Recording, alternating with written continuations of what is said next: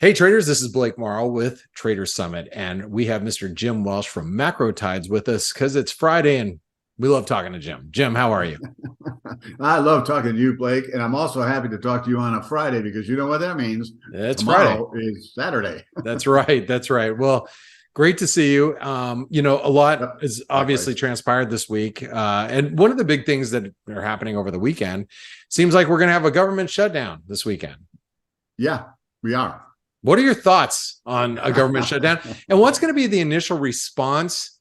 And you can go on and tell us how silly these politicians are too, if you really want Okay.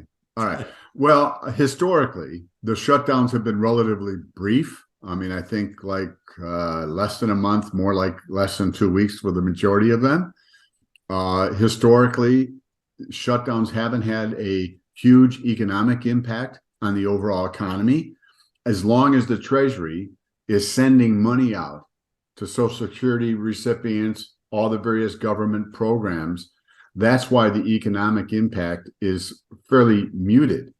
For those who are working for the government who won't get paychecks, it's anything but muted. And, they're going to face some hardship, if this thing drags out for a period of time. So I think the expectation is that it won't last that long. And if that proves true, the economic impact will be, I think, somewhat negligible because these people, government workers, will be made whole. If 3 weeks to? from now the government reopens, they're going to get all the back pay that they didn't receive. So again, that is what kind of negates, if you will, what it sounds like.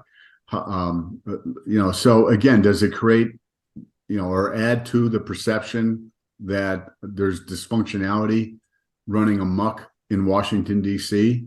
The answer is yes. Yeah, it's an interesting topic because it's like this week there has been a lot of talk about it, but not much concern. And as you pointed out, places like you happen to live in Southern California, you have naval bases, marine bases, air bases near Yep. you. Might be kind of a ghost town around there for the next couple of weeks as some pay doesn't get some people don't get some of the Received. Yep. they don't get Yep. paid. But as you said, overall it should get rectified. People will get back pay and whatnot, especially our government workers, veterans, or not veterans, active military. But let me ask you this: what's the negative impact on a more prolonged shutdown? Because right now it's the confidence in you can see treasuries right now are obviously under pressure. I know you're gonna talk about Yeah. them. So we've seen this massive sell-off in treasuries. Is that a lack of confidence there, and could it precipitate and get worse and yields continue to rise? Well, I think the dynamics behind the Treasury sell-off and the increase in yields, Blake, has preceded obviously this shutdown. I mean, Sure. it's kind of like the last 72 hours. Okay, it's going to happen. And so those dynamics that have been pushing the dollar higher, yields higher, and the market lower, I think there are other forces at play that have been and in the near term are likely to be more dominant. But to your point, if it drags out, we're 3 weeks from now and you and I are still talking about it, then you're at that stage where you have to see, well, how are markets now paying attention to it? Is there a greater economic downdraft as a result of it? Again, I think the key comes down to how big of a hit does it cause to economic growth. And as long as people perceive that as being relatively muted, then I think it's, again, the dynamics that have been in place going into this week are still going to be the primary dynamics that people should pay attention to. I guess the easiest way is, hey, you're driving down a road and all of a sudden a tree falls in front of you.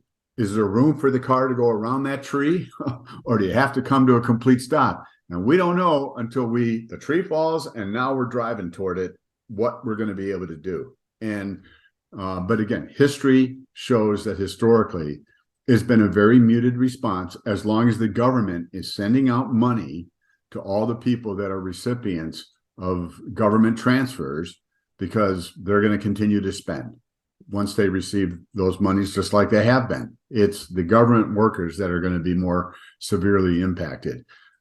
So I think that's going to be the litmus test if this thing drags out, beyond 2 weeks. Well, heaven forbid if Social Security checks aren't being sent out. That's going to be. Well, and other, various programs that a lot of families depend on, food stamps, the SNAP program, and so forth. Also, you go to the airport, you're going to fly. Well, okay, in the first few days, maybe all the Homeland Security people at the TSA checkout points, they're there. But a week from now, 2 weeks from now, it's like, I'm not showing up. They're not paying me. I'm not going to show up. All of a sudden, do we have airline delays or cancellations? That's where, some of it can creep in. Yeah. But we won't know how things respond until obviously they're actually happening. I think from a strategic standpoint, politically, this is a dumb move by the Republicans. Because if you think about elections these days, you have hardcore Democrats, hardcore Republicans. They're going to vote for whatever the candidate is, pretty much, no matter what the blemishes are. But there are more registered independent voters now than in either party. And those folks are swayed. They're a little bit more middle of the road. And I think they have a little more common sense. And they're swayed by things like a government shutdown. What was the purpose of it? So the group of Republicans that can say, well, it's so important because we've got all this debt and it's going to keep growing, blah. Is that an important issue? Absolutely, positively is. Over the next 5 to 10 years, we're going to have to deal with that. And the outcome is going to be one that I think produces some suffering. In other words, the government just can't keep spending all the money that it's been spending. You're going to have to see higher taxes. But so I think it's worthy to try to bring it to people's attention. But when you do it in this manner, I think you turn people off, which means then they're not listening to your message because they're just trying to live their lives and they just don't, and they may not be fully aware of the ramifications of the debt that we have accumulated, will continue to accumulate. And so for them, they're not going to put one and one together, making two. What they will put together is these guys seem like jerks. Yeah, I don't want this to turn into a political show, and we're going to jump into the market as soon as I say this. But I think you make a great point that because of both sides being so polarizing, there are so many people that are in the middle that are more just realists, and they're going to be more sensitive to what's happening to them right at that moment in time versus I'm loyal to this party or I'm loyal to that party.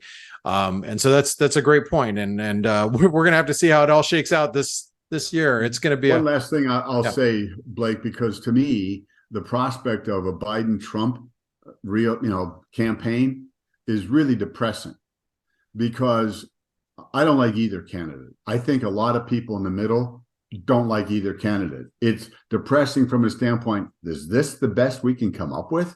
Yeah. But you have hardcore Republicans that are going to go with Donald no matter where he goes and what he does. And then there's Democrats that it's okay, Joe, he may be not all there 100%, but he's our guy and he beat Trump last time. And to me, it's just like, wow, we have so many serious problems that need to be addressed. And instead, people are just like, I'm going with my guy, and I just think the independent voters out there, I think they're going to be, they got to be frustrated too. Yeah, so, for sure. Anyway. For sure. Well, hey, we're gonna get past all that, and we are. One of the things that you brought today is you want to talk about the dollar versus yields, and I mean, if there's one market that's gone on fire, was yields, and the bond market has just suffered. But look at these two charts. What can this tell you about what's happening right now? Well, first of all, the correlation between the dollar's trend and treasury yields has been, kind of amazingly tight. Last October, I thought the dollar was topping, and I thought that was setting the stage for a decline in yields, rally in stocks, and so forth. And, we're at this point where we can see since mid-July, you and I talked like, hey, the dollar looks like it's going to rally first up to 104, then above 105.50. And this past week, it's just kept motoring. And we can see treasury yields are almost in lockstep higher.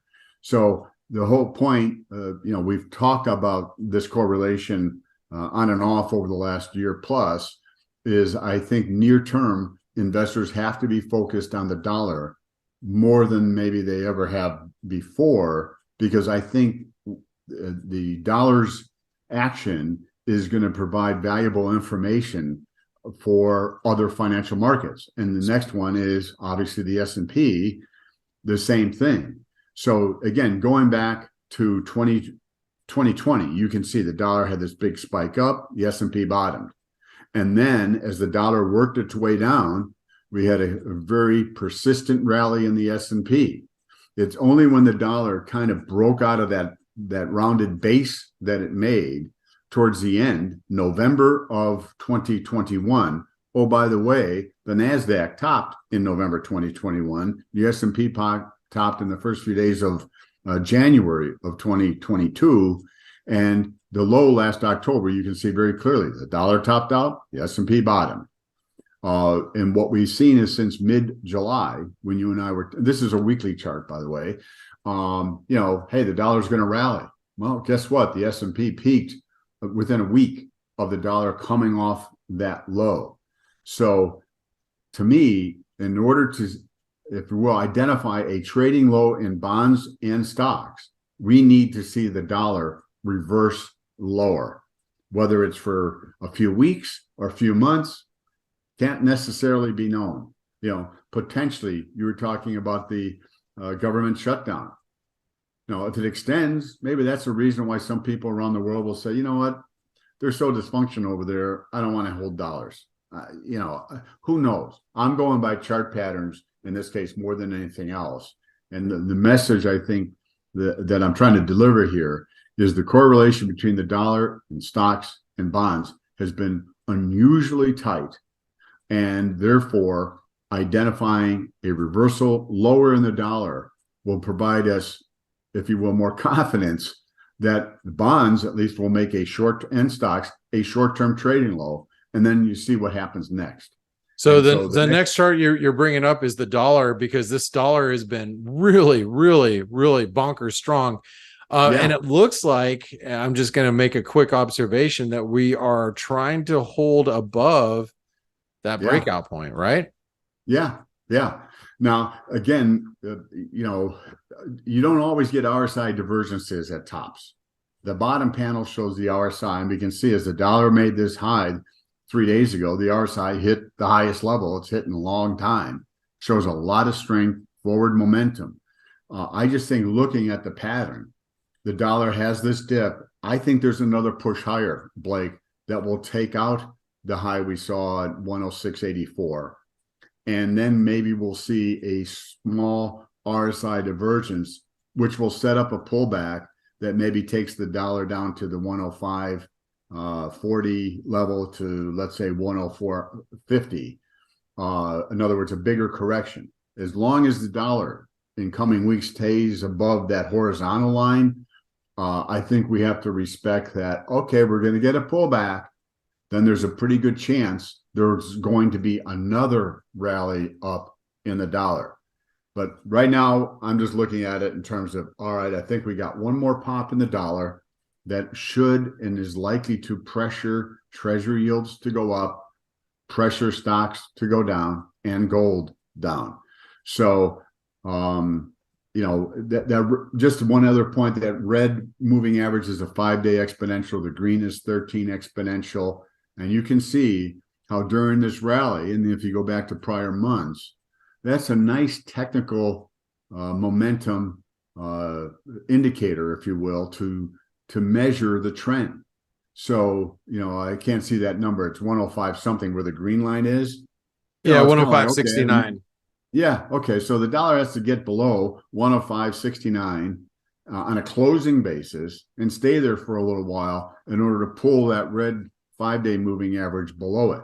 And which happens to we're be not there. today's low. So if you just think about Friday's low in the dollar index, that's the number that Jim is actually referencing right now. Talking about, so to me, this pattern, Blake, looks like the dollar is going to have one more surge up. In other words, this pullback is like a wave 4, and there's a wave 5 coming.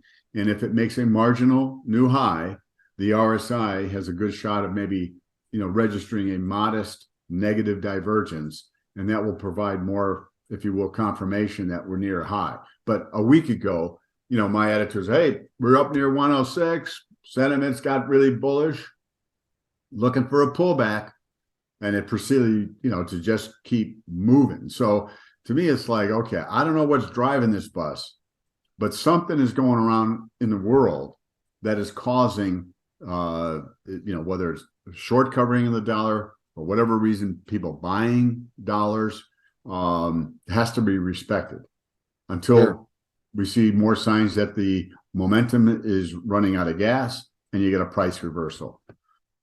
So the next chart you brought is the 10-year. What do you make of this? I mean, you just showed us the strong correlation.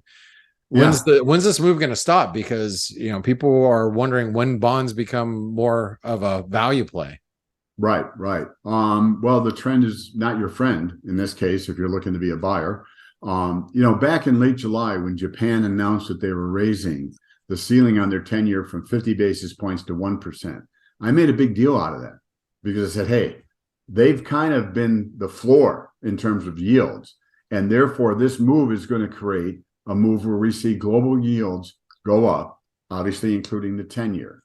And so I think it looks to me, you see this run up, the RSI, that high we saw a couple of days ago in 10-year yields, the RSI confirmed it. So I think there's the potential that we'll see one more tick higher up in yields that gets above the 4,688. And then that will register a pullback. To me, until the 10-year can drop below 437, that's kind of the breakout we saw in the last week and a half. Yeah. It's like, hey, until you get below there, you've got to respect the fact that yields can go higher. So near term, my guess is that we're going to see another run up in the 10-year before we may see a more extended period where the treasury yields come down. That will happen, I believe, when the dollar pulls back. Well, one market that's pulled back this week has been the S&P, and it's been a pretty big one too. So what do you make of this move in the S&P? Well, a few weeks ago, we were doing our Friday call. My take was we're going to get a bounce, got up to 45.12, and then we were going to see a decline to 42.70 based on measurements, patterns, and all the rest of it. The S&P got down to 42.39.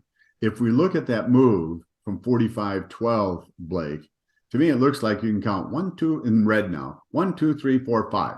So I think potentially the low we saw this week is wave 3 of a decline that began after the S&P peaked at 45.41 in early September. That implies that the bounce we've seen from this week's lows is a wave 4, and there's going to be another drop below 42.39 to complete at least the decline from the 45.41. So if this happens, then we're going to see a bigger rebound. And there are longer term implications in terms of what subsequently happens next. In other words, if we get down to 4,200, call it 4170, whatever the number is, and then we rebound to about where we are at this morning's highs, and then you go down again. So all of a sudden now, oh, wait a second, from 4607, we'd be able to count 1, 2, 3, 4, 5. Then the big picture to me turns decidedly bearish. So the next handful of weeks, I think, are going to be critical in terms of how this resolves in the S&P. As far as, okay, we go down below 42.39, we get another rebound. How does that rebound sustain itself, or does it run out of gas and we see a lower low? There's no way of knowing, But so near term, it just seems to me that the S&P is likely to roll over, going to have another leg down. You want to be a buyer at that low because there's going to be a pretty good rebound. It probably, in all likelihood, back to what we saw today's highs. It'll be a retracement rally of the decline from 45.41.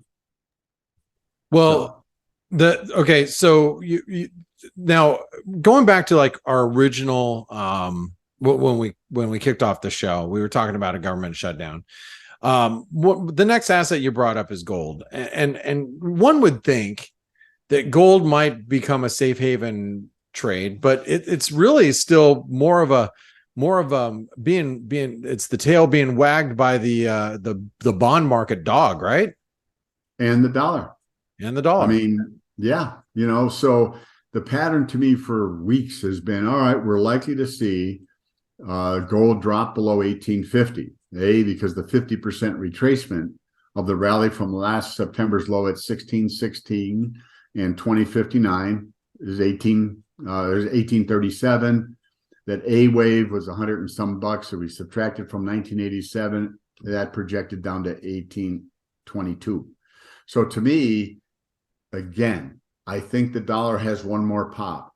That should push gold down to these lower price targets. And then I think you have a buying opportunity for a trade in gold. Does it only carry back up to 1950 or 1987 and then pukes all over it? I have no idea. I just think that we're setting up for a decent entry point if I'm right about the dollar going up one more time and then having a more sizable pullback. That ought to allow all the markets that have been reacting negatively to dollar strength to have a window of time where they will rally. And then it just comes down how deep of a correction in the dollar. Maybe the high we're approaching turns out to be a more significant high than what we think right now. We think, okay, pull back, and then we're going over 106 again, over 107. But maybe that's not what happens. Maybe the dollar makes this high and things between the government shutdown. Or, lo and behold, we really start to see data showing the economy slowing. Again, some of this strength is predicated on the Fed higher for longer, maybe going to increase rates more. I'm in the camp and have been. As we get into the fourth quarter, I think we're going to see the economy show more signs of slowing. All of a sudden, you start to, they were looking for 4 cuts next year. And then after the Fed's meeting last week, well, maybe we're only going to get none. So my point is, if we start getting more signs of slowing, then all of a sudden you start putting those rate cuts back on the table. That undermines the dollar strength. Well, it makes sense. That makes sense. And Jim, you've, just so everybody knows, you've been looking for the 1800s in gold down at these levels to be long, and even looking at potentially at some point at being an all-time high. It's now subsequently. Yep. Yeah. Yep. We'll see. I mean, there's interesting levels we're getting to. Last chart you brought was crude oil. Now, crude has been on an absolute tear. We're trading, just under $91 right now, pretty much where your chart shows here. What do you think about crude? Because crude has been, everybody talks about the dollar being the wrecking ball, but the higher. This is the cousin. Yeah, right. The cousin. Yeah. So what do you think here? Well, what I'm showing here, SA stands for Saudi Arabia. So in April, Saudi Arabia says, hey, we're cutting production. And within a handful of days, you had a little dip and then pop up, and then it ran out of gas. Okay. Yeah. So it was a couple of weeks ago, Saudi Arabia said, hey, we're cutting production. You had a little dip, and we've had this spike up. And that horizontal line, kind of connects some prior lows going back a year or so ago. As it came off, try to get above it. Now we're coming up to that resistance. And then the lower panel is the RSI. And what we can see is on the most, this recent rally this week, the RSI is negatively diverging. You have a lower high. So I just think the odds are set up that the market's topping on this news. And again, I think the economy is going to show more signs of slowing, because one of the things that has supported oil going from 80 to 92 has been, hey, we're not going to have a recession. And that's going to keep demand strong enough, and oh, gee whiz, we're losing, some of the inventories are lower than expected. It's like the perfect thing came all together. But if we see truly signs of the economy slowing, Blake, they're going to reevaluate, oh, wait a second, maybe demand isn't going to be as robust as we thought. And I think that's one of the storylines that's coming. So you have news of Saudi Arabia, gets everybody, oh, wow, okay, bullish. And oh, we're not going to have a recession. Now we can really justify $100, $110, and just in time for a real slowdown in the economy materializing. And it kind of turns all that stuff on its head. And then technically we're looking at the chart and says, hey, we're really kind of up into resistance. We got RSI divergences. It all adds up to me for a pullback, at least down towards probably 85, 86, and maybe lower. It's interesting, Jim. I'm going to draw just a couple quick things for you. So this is we've been looking at this as a big bull flag pattern, and matter of fact, it completes like right around 96. But one of the things that I always say, and I know you know this as a technician, especially when you talk about pattern completions, it's kind of like horseshoes and hand grenades.